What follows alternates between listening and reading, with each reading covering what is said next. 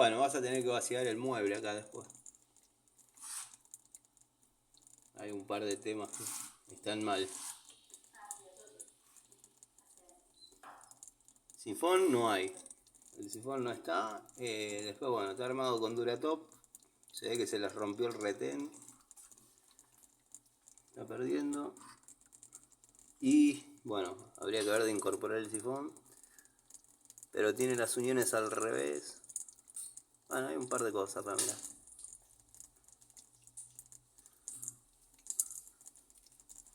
No es grave, pero te va a terminar haciendo pelota el mueble. ¿En qué? Ahí ves. Pero porque está perdiendo el retén acá. Pero no tiene sifón, no tiene nada.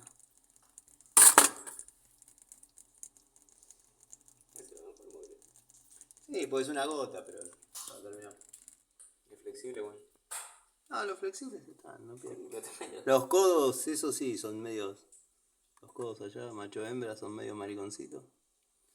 Está mal enroscado, bueno. Después si no pierde.